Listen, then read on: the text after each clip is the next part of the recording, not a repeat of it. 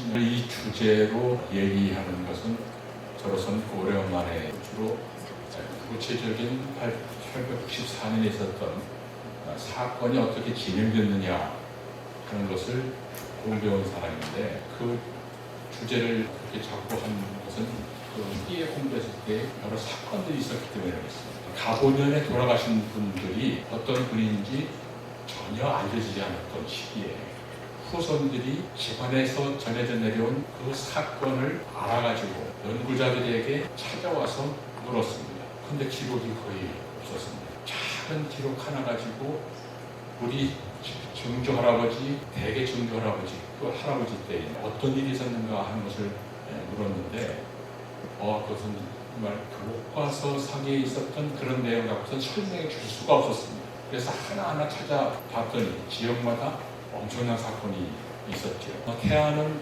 그런 커다란 사건이 있었던 그런 지역이죠. 태안에 처음 온 것이 저로서는 100주년을 전후한 답사기간이었습니다. 100주년이 됐을 때, 즉 1994년이 100주년이 되는데, 주요 신문 방송에서 이 사건을 소개하는 연재 기사, 연재 주요 특집 방송이 만들어졌는데, 전공자로서 나와서 안내를 해달라 해서 어쩔 수 없이 거기 참여해서 나갔지요. 그런데 그 덕분에 전국의 여러 지역 현장을 다녀보게 됐습니다. 한겨레 신문사를 차를 타고 저 장에서부터 계속해서 올라오면서 내포 지역까지 오게 됐습니다. 그런데 기록하고 실제 본 것하고는 달랐습니다. 굉장히 넓었어요. 당시 담당 기자하고 이화 선생님 모시고 제가 같이 다녔는데, 내포 지역에 처음 오니까 저는 충청북도에서 태어나고 거기서 생활했기 때문에 산하고 작은 들판이 있는 그런 걸 보고 있다가 충남 지역이 이렇게 들이 넓은지는 처음 알게 됐지요. 차 타고 한참 가도 계속 이어집니다. 그 당시는 지금처럼 도로가 좋았던 것도 아니고 작은 도로에 오랫동안 다녀야 됐지요. 근데 그 이후에 유족들이 발굴되고 유족회가 만들어지고 각 지역에 기념사업회가 만들어져서 활동을 시작했습니다. 아까도 말씀이 나왔듯이 정읍하고 태안에서는 일찍이 그런 기념사업이 시작이 됐죠. 그래서 기념사업도 같이 다니다 보니까 여러분들도 만나 뵙고, 저 강원도 홍천에서부터 저 경상도 진도, 그리고 전라남도 장흥, 무안, 충청북도의 여러 지역, 경상도의 상주, 예천 이런 지역에도 기념사업회가 만들어져서 활동을 해서 거기 가서 가보년에 어떤 일이 있었는가 하는 것을 말씀을, 기념사업을 어떻게 하는 게 좋겠는지 그것도 얘기를 하고, 유족을 발굴해서 유족회를 운영하는 이런 것도 얘기를 했습니다. 근데 유족은 발굴이었습니다. 한 지역에서 수많은 사람들이 희생되었어도 그 희생된 사람들이 어떤 분인지 하는 것은 알 수가 없었습니다. 이름이 안 나와요. 대표적인 대접주라든가 특별히 이름이 기재된 한두 명, 두세 명 외에는 아예 이름조차 모릅니다. 어느 날 제가 학교에 있는데 보은군청에서 어느 분이 전화를 했습니다. 경기도 이천에서 오신 분인데 자기 할아버지가 보은 북실 전투에서 돌아가셨다고 하는데 도대체 어떤 일이 있었는가 좀 알아보고 싶다 하는 전화였습니다. 그래서 제가 글로 썼던 보은 북실 전투에 관해서 간략하게 얘기해주고, 한번 만나 뵙고 어떤 분이셨는지 할아버지가 얘기를 듣고 싶다 했더니 얘기할 것이 하나도 없다. 잘못 얘기했으면 후손이 크게 박해를 받으니까 쉬쉬하다가 내려온 그 얘기가 여러 사람들하고 같이 싸우러 나갔는데 보은 북실에서 돌아가셨다더라. 살아온 분이 전해주는 것이 이거 전부 다였습니다.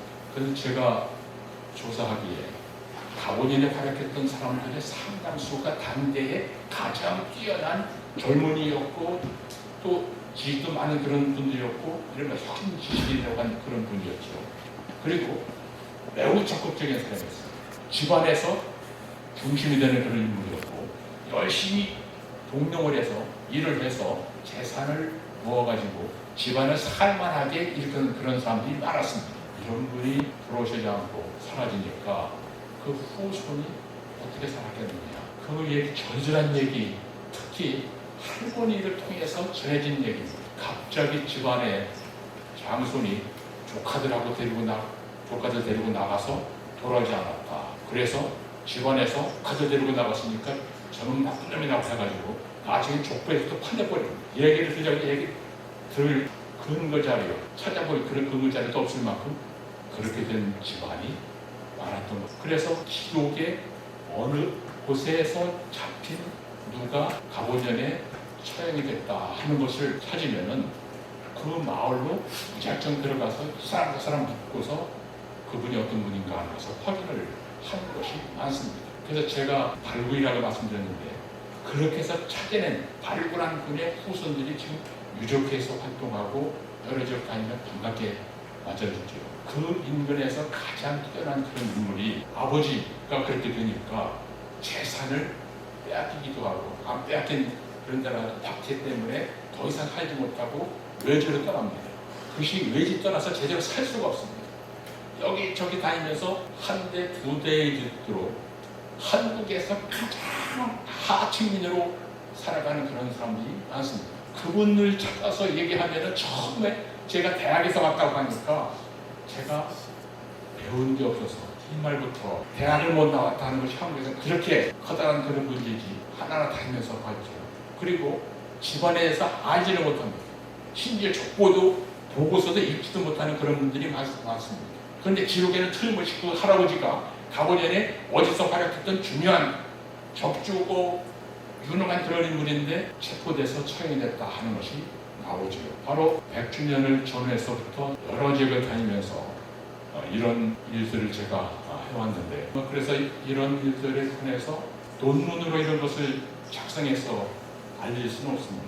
그래서 이것만 따로 책으로 써서 살아나간 이런 것들을 전수해야 되지 않겠느냐 이렇게 생각하고 지금 지역마다 당시 수첩에 적었던 것을 뽑아내 갖고서 자료를 정리를 내포 지역을 보면은 전부 다 18개 군현 18개 읍이라고 얘기를 해요. 그런데 내포라고 하는 것을 저는 박사학위 논문을 쓸 때까지 제대로 알지를 못했습니다. 그런데 이 지역을 다니면서 내포 하도 얘기를 해서 내포를 찾아보니까 조사한 친구를 비롯해서 여러 자리에 나오는데 충청도 서해안에 연안 18개로 이렇게 나오죠. 이 18개로 아까 처음 말씀드린 것처럼 굉장히 넓은 충청도의 전라도와 다름없이 경작지가 넓은 그런 곳이었고 또 바다를 통해서 인천까지 올라가서 바로 서울로 수로를 통해서 갈 수 있는 그런 지역이기 때문에 예전에 중요한 그런 조선왕조시기에 중요한 그런 지역이에요. 자, 이 내포 지역의 동학농민혁명 당시 어떤 일이 있었느냐. 하나하나 그 사례를 보면은 보통 그런 일이 아니었죠.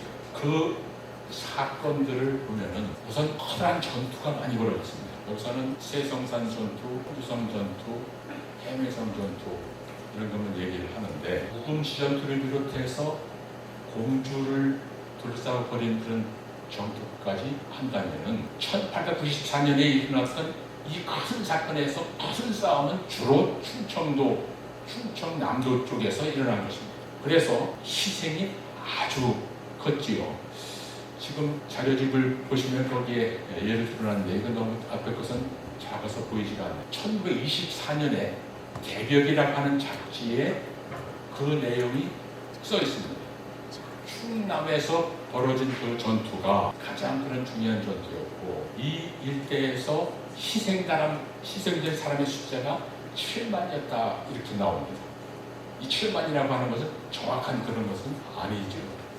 당시 뭐 숫자를 하나하나 세가지고 그렇게 확인할 수 있는 것은 아니지만 많은 사람들이 희생됐다는 겁니다. 즉 당시 희생된 사람들이 상당히 많은 사람들이 충청남도 지역에서 특히 내포 일대에서 활동하던 사람들이 희생됐다 한 그런 얘기. 그런데 그 시기에 어디에는 무슨 포가 있었고 누가 활약했고 한 그런 것. 24년에 기록한 것이 최근에 전문 연구자들이 연구를 통해서 정리한 것하고 거의 다름없습니다. 그 당시에는 저희가 보는 기본 자료를 일반 사람들이 볼 수 없습니다. 개벽지 기자가 썼을 때 어떤 자료를 보고 했는지 모르겠는데, 특히 가보년에 활동했던 사람들에게 들은 얘기가 많으니까 그 들은 얘기가 중심이 되었을 것이다, 이렇게 생각할 수가 있죠. 그런데 왜 그렇게 많은 사람이 희생했다고, 전국에서 가장 많이 희생했다고 그렇게 썼느냐? 그건 실체를 전승한 그런 자, 특히 내포 지역을 한정해서 얘기한다면 여기에서 주요 전투, 세성산 전투를 비롯해서 당진의 승정국 전투라든가 여러 전투에서 희생된 동학농민군의 수가 얼마나 되는지 사람 이름이 안 나옵니다. 그래서 후손도 찾을 수가 없습니다. 그리고 그 후손들조차도 살아남은 그런 사람들이, 이 지역에 살고 있는 사람들이 자기 할아버지가 당시 그렇게 활동해서 하다가 희생된 사람인지 모릅니다. 당시 활동했다가 살아남은 그런 분들인지도 모릅니다. 그런데 지역 사건, 즉 여기도 태안, 서산 또는 당진 하나하나 당시 군현, 지금 시군 단위로 찾아본다면 여러 스토리텔링, 여러 사건들이 벌어집니다. 중요한 사건이 벌어진 지명이 나오고 여러 가지 당시 벌어졌던 사건들을 우리가 찾아볼 수가 있죠. 최근에 저는 당진 자료를 집중적으로 보고 있습니다. 보통 당진 자료는 많은 기록, 이런 것이 발굴되지 않아서 잘 모르고 있는데, 태안은 여러 자료가 있기 때문에 태안을 중심으로 봤던 이런 시각이 완전히 달라지거든요. 세성산 전투와 했던 목천에 관련된 자료를 보더라도 그런 내용이 그렇게 나옵니다. 이거 전체를 묶어서 정리가 필요한 것이죠. 그런데 이제 그런 지역에서 기념사업회가 만들어서 독자적으로 활동을 하고 있습니다. 그런데 100년도 훨씬 지난 이 사건에 관해서 기념사업을 왜 지금 해야 되느냐? 해야 됩니다. 한 시기에 그렇게 많은 사람들이 희생되고 커다란 역사적인 사건이 벌어지고, 그런 사건 이후에 한국 사회가 오늘날처럼 자유롭고 평등하고 부유한 그런 사회가 되는데 크게 기여했는데, 이것을 전혀 모르는 상태로 넘어가면 되느냐? 아니죠. 최근 기념사업에서 가장 중요한 것이 당시 희생했던 사람들을 보훈 대상으로 선정해야 된다 하는 그런 일입니다. 저는 처음에 이름이 독립운동 유공자, 독립유공자 이런 식으로 나오니까 독립이라고 하는 개념을 일반 국민들이 보기에는 잘 안 맞을 수도 있겠다 생각을 했지만, 나라가 언제 망했습니까? 조선이라고 하는 왕조가 언제 망했습니까? 1894년 음력으로 6월 21일, 양력으로 7월 23일 일본군이 전국군을 들이셔서 왕과 왕비를 사로잡고 인질로 한 뒤에, 그 다음에는 왕비를 군관에서 죽이고, 그 다음에는 국권을 하나 빼앗아가고 1910년 완전히 멸망시켰던 것이죠. 조선왕조는 전제 왕주국가입니다. 전제 왕주국가에서 주권은 국민에게 있는 것이 아니라 군주에게 있습니다. 국왕에게 있는데 그 국왕을 사로잡았으면 장기에서 국을 잡은 것하고 똑같은 겁니다. 왕이 사로잡히면 그건 망한 거죠. 그 시기에 일제에 대해서 투쟁한 것은 독립운동과 같은 것과 똑같습니다. 이런 개념을 의병 독립운동을 전무하는 사람들은 생각하지 않고 있다 하는 겁니다. 이것은 잘못된 그런 것이죠. 그래서 보훈 대상으로 선정이 돼야 되고, 보훈처에서 보훈부가 됐지요. 보훈부에서 일정하게 과거의 역사를 재정립하고 기념사업 하는데도 일정하게 지원을 해주고, 이 여러 가지를 바꿔줘야 돼. 당연히 그래서 바꿔줘야 돼.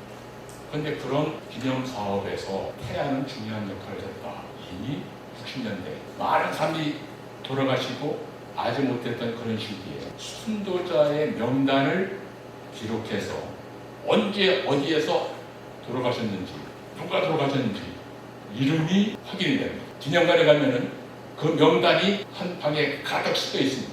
전국에 이런 식으로 명단이 확인돼서 기념관에 기록된 이름이 한 지역별로는 없습니다. 바로 기념사업을 어떻게 해야 될 것인가, 당시 활동했던 사람 공적을 밝혀내는 것, 어떤 분이 했는지, 어떤 일을 했는지, 어떻게 희생됐는지, 그리고 그 후손들이 그 이후에 얼마나 절절한 어려움 속에서 생존했는지 다 쓰러졌는지. 대개 10대 말 20대 결혼하지 않고 활동하던 사람들이 많았습니다.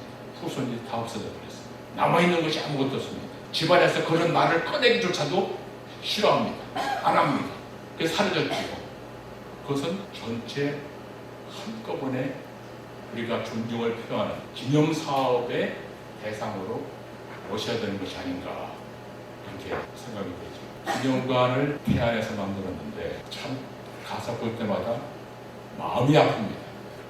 얼마나 어려운 속에서 수많은 사람들이 희생한 것을 해결해서 오늘날 만들었는데 전시 공간, 전시 구성, 전시 운영 여러 가지가 너무 떨어집니다. 박물관을 매년 어떻게 운영하는가 심사하는 사람들이 보고 나서 전국에서 최하의 점수를 준 것이 태안의 동학농민혁명 기념관입니다.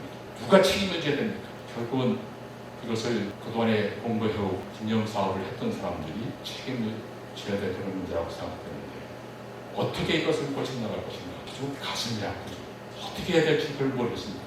새롭게 짓자고 할 수도 없고 증축하자고 할 수도 없고 내용 전체를 바꾸자고 할 수도 없고 운영을 위해서 많이 거기에 투자를 해야 된다고 하기도 어려워. 그리고 태안에서 이루어진 이러한 가본에 있었던 그 사건이 오늘날 우리 사회에 어떻게 영향을 주겠느냐 하는 것을 생각해야 되는데 그것이 어떻게 영향을 줬는지 이것을 가르쳐야 될 것이 아닙니다. 전 세계에서 한국처럼 모든 사람들이 자유롭고 평등한 그런 사회로 나가야 된다고 하는 것을 강조하는 그런 것이었습니다.